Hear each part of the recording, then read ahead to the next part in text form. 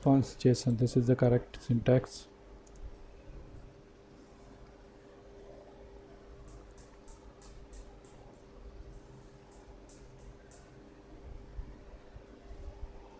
Let's add two users, Ganesh, create database, and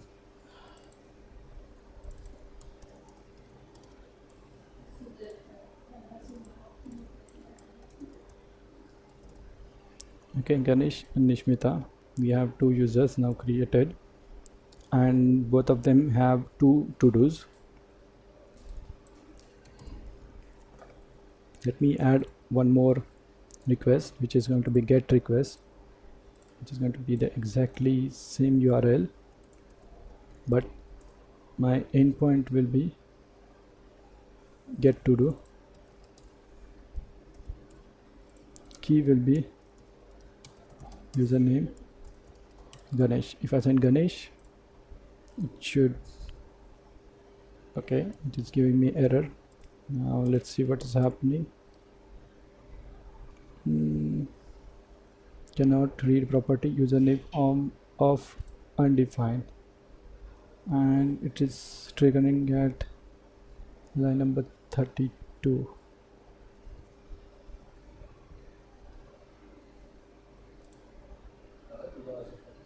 We have not Yeah, defined error message also, right?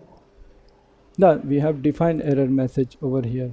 Error message Huh. is equal to Yes, user not user defined. not found. So, but where is the use? Okay, you mean to say user not found need not to be defined anywhere else?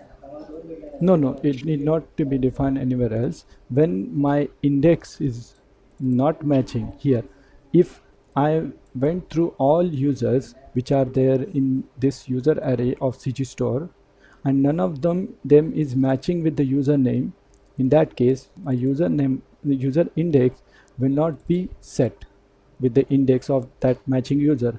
That means my username, this will not do anything with user index, so user index will be undefined in that case. That means I am checking if user index is undefined, that means user did not exist, so I say user is not found over here, and I throw an error.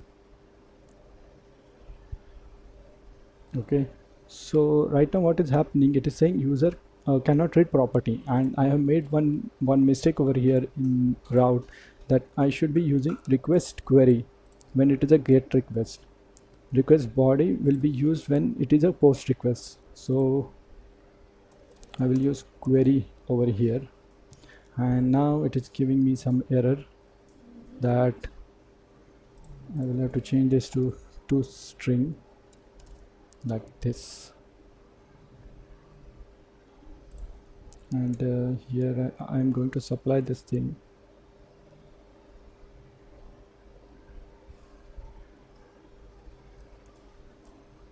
I'll put this bang operator because it is possible that I may not supply this username.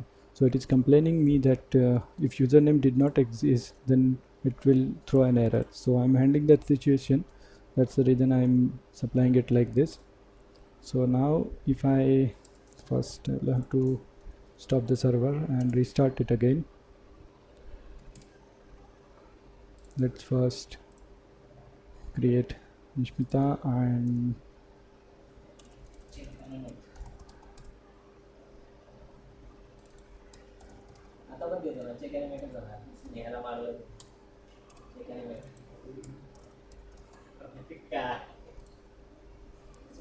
create backend and create frontend. We have one task for each. Now if I send username Ganesh, it will give me that this is the to do for Ganesh. Now if I put Nishmita, this is a to do for Nishmita, create frontend. If I add few more, let's say for Ganesh, yeah, if I added one more to do for Ganesh, and now if I check for Ganesh, it will give me two to do list for Ganesh. Now let's do a mistake, and it should give you an error. Ganesh 2 is the user who is non-existing user. It will throw an error and it will show that user not found. If I go back to code, it will show over here that user is not found. So we are done with this route to get to do. Now we have one more. 1 minute. Get to do is okay. So we have one more important thing to. I have one more important thing to show you in this get to do.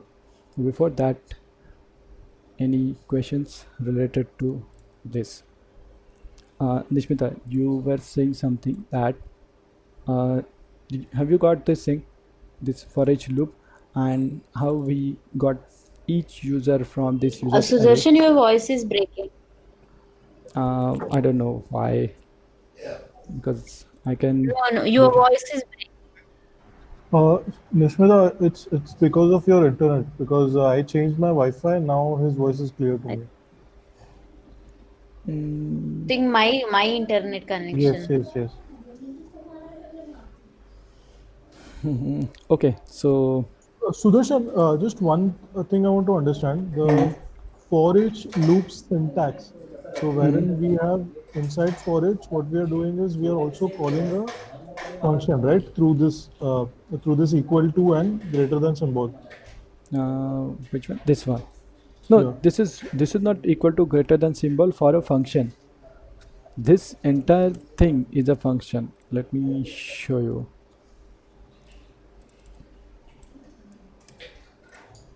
See, in JavaScript, we write functions like this.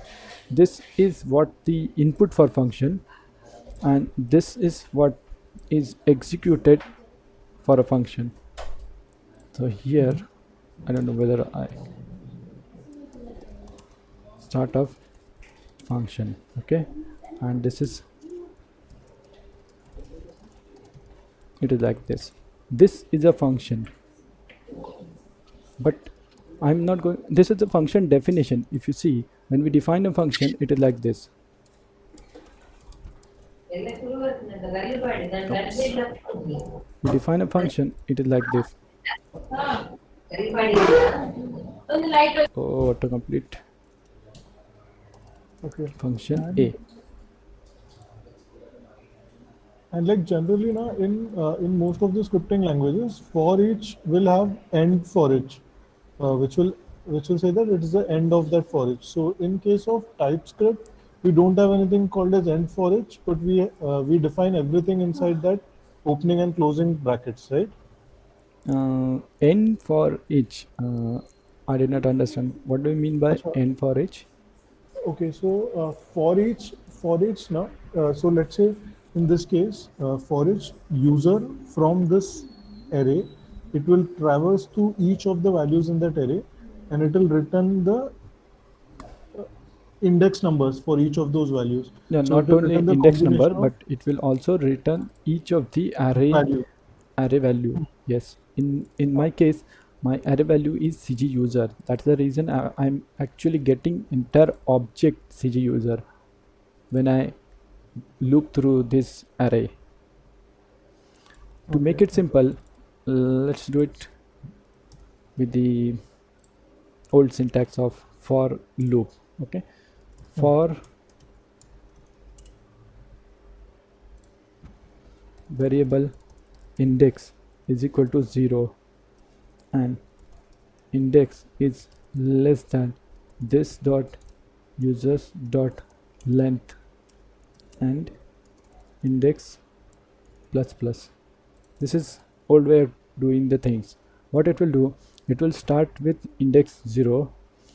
It will go on till index is less than users length. What does it mean by users length? That means the number of users inside this array.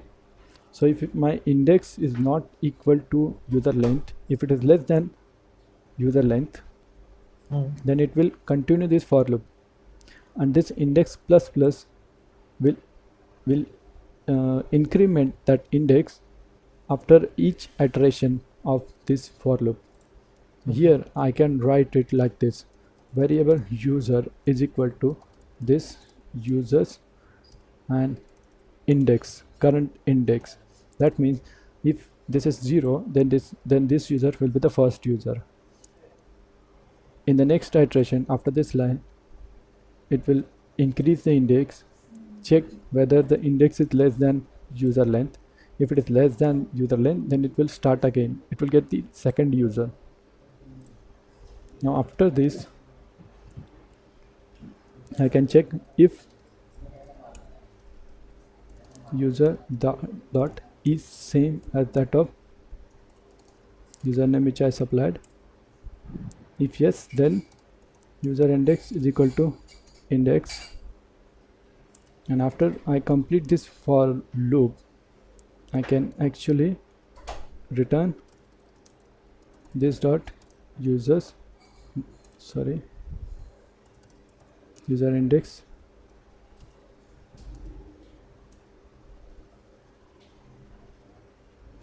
okay. I did not put that condition over here, so it should work like this as it is. We have just replaced this function with this function. Everything else will remain the same. Okay, but here I see one advantage over here, that I can directly return user dot to dos from here itself. Sorry, this is not actually a function, but this is an array, so I can directly return to dos from here, so no need to write this, and even no need to write this thing.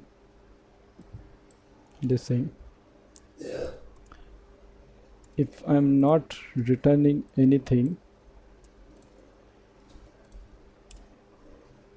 if it did not reach to this one, if it did not get any user, then by default it will throw an error. So maybe sometimes you may use this old syntax of for loop. Maybe you will be using this many a time, but I just wanted to show you how for each loop works. This will also give you the same result, and even we may not need this user index at all. So this one is more cleaner way. So if I close this and if I run it again, let's go to Postman. Let's add Ganesh, this time Clayton, sorry for spelling mistake, chatter and